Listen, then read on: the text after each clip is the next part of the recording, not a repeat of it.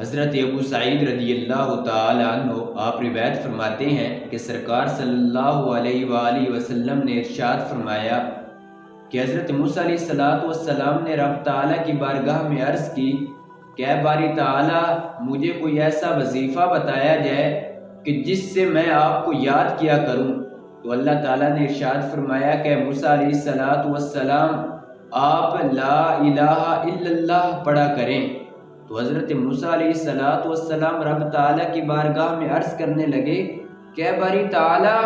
لا الہ الا اللہ تو سب پڑھتے ہیں، مجھے کوئی اور وظیفہ بتایا جائے جس سے میں آپ کو یاد کیا کروں۔ تو اللہ تعالیٰ نے ارشاد فرمایا 7 آسمانوں میں جو کچھ ہے اور 7 زمینوں میں جو کچھ ہے، اگر ان تمام چیزوں کو ایک پلڑے میں رکھ دیا جائے اور دوسرے پلڑے میں صرف لا الہ الا اللہ کو رکھ دیا جائے تو وہ لا الہ الا اللہ والا پلڑا سب پر باری ہو جائے گا۔ اب دیکھو کہ ایک پلڑے میں زمین و آسمانوں میں جو کچھ ہے ان سب چیزوں کو ایک پلڑے میں رکھ دیا جائے تو دوسرے پلڑے میں صرف لا الہ الا اللہ کو رکھ دیا جائے تو لا الہ الا اللہ والا پلڑا سب پر باری ہو جائے گا۔ پتہ چلا کہ کلمہ شریف پڑھنے میں بہت برکتیں ہیں، اتنی برکتیں کہ اگر حضرت موسیٰ علیہ السلام رب تعالیٰ کی بارگاہ میں عرض کرنے کہ مجھے کوئی وظیفہ بتایا جائے تو اللہ تعالیٰ حضرت موسیٰ علیہ السلام کو بھی یہی وظیفہ بتاتا ہے کہ موسیٰ علیہ السلام تم لا الہ الا اللہ پڑھا کرو۔ تو ہم سب کو چاہیے کہ ہم کثرت کے ساتھ کلمہ طیبہ شریف کا ورد کیا کریں۔ سرکار صلی اللہ علیہ وآلہ وسلم نے ارشاد فرمایا قیامت کے دن امت محمدیہ کے ایک شخص کو تمام مخلوق کے سامنے پیش کیا جائے گا تو اللہ تعالیٰ اس شخص کے سامنے اس کے نیکی اور برائی والے دفاتر اس کے سامنے رکھے گا۔ تو اللہ تعالیٰ اس سے پوچھے گا کہ یہ ان دفاتر کو دیکھ، کیا جو کچھ ان میں موجود ہے وہ سب کچھ تو نے کیا یا فرشتوں نے زیادتی کی؟ ایک دفتر حد نگاہ تک لمبا ہوگا تو وہ عرض کر 99 دفاتر ہوں گے تو وہ عرض کرے گا کہ اے باری تعالیٰ یہ جو کچھ موجود ہے یہ میں نے کیا ہے، اس میں فرشتوں نے کسی قسم کی زیادتی نہیں کی۔ تو وہ اللہ تعالیٰ کی بارگاہ میں بہت شرمندہ ہوگا۔ تو اللہ تعالیٰ ارشاد فرمائے گا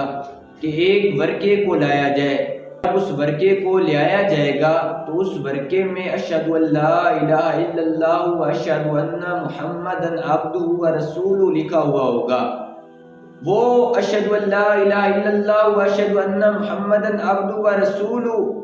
یہ وہ ورقہ ہوگا کہ جو اس نے دنیا میں رہ کر خلوص سے دل کے ساتھ کلمہ شریف کا ورد کیا ہوگا۔ تو ایک پلڑے میں وہ تمام دفاتر رکھ دیے جائیں گے، جو 99 دفاتر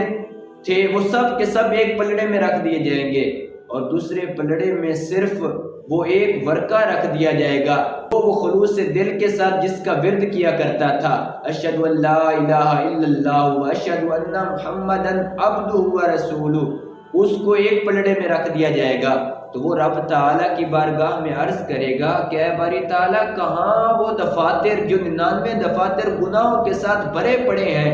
اور کہاں یہ ایک چھوٹا سا ورقہ؟ تو جب ان کو تولا جائے گا وہ پلڑا کہ جس پلڑے پہ وہ اشہد ان لا الہ الا اللہ و اشہد ان محمدا عبدہ و رسولہ کے ورقے کو رکھا گیا تھا، وہ پلڑا تمام دفاتر پر بھاری پڑ جائے گا۔ تو پتہ چلا کہ کلمہ شریف